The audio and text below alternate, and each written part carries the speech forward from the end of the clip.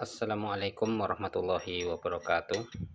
Pada video kali ini saya akan membahas masalah tentang ciri-ciri setang seher di motor kita sudah rusak. Yang pertama, ciri-cirinya adalah terutama yaitu di suara mesinnya, teman-teman. Jadi, di suara mesinnya ketika di RPM rendah, di situ mengeluarkan atau timbul suara tok tok tok tok tok tok tok tok tok tok tok tok tok tok tok tok. Nah, seperti itu. Dan ketika digas, suara klok klok kloknya itu semakin besar. Ya, semakin besar.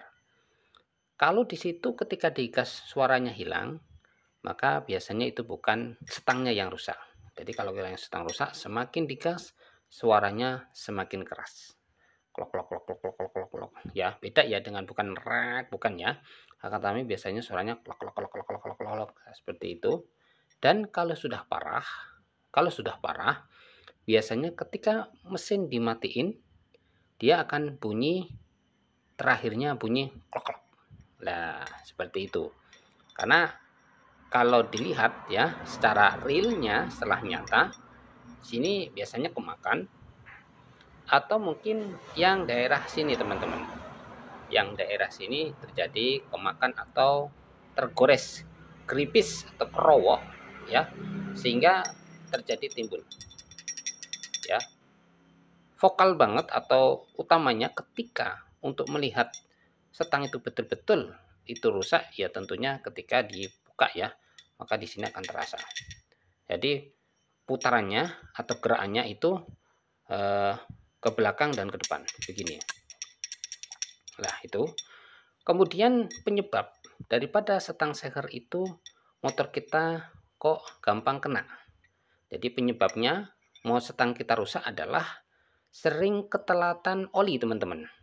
Jadi sering ketelatan oli karena kalau motor kita itu sering ketelatan oli, artinya olinya berkurang, apalagi tidak ada olinya, maka di sini tidak ada pelumas, ya. Tidak ada pelumas yang masuk di daerah sini.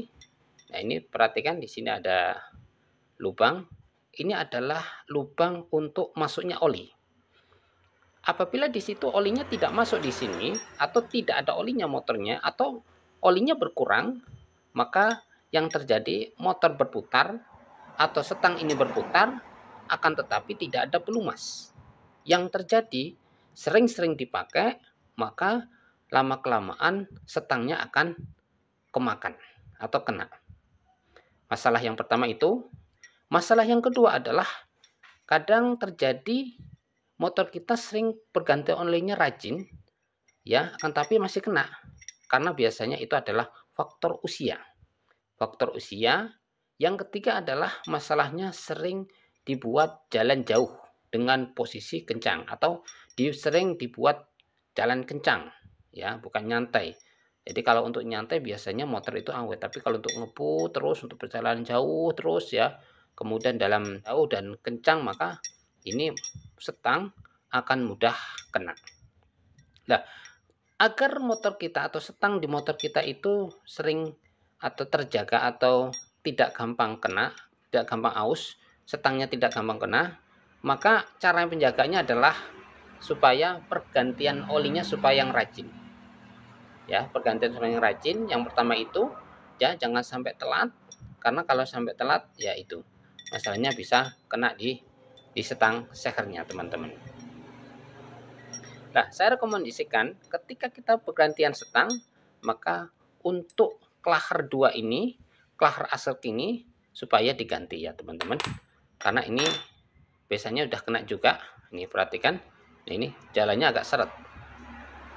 Nah, biasanya ini sudah kena keripis ya, apalagi kalau dicuci maka suaranya akan timbul di situ, ya, merongsong atau apa. Maka saya rekomendasikan klaher 2 ini supaya diganti sekalian. Nah, ini. Nah, nampak sekali ini agak gerel begitu. Nah, untuk kecepatan, untuk lari, apabila setang motor kita rusak, maka biasanya itu tidak mengaruh.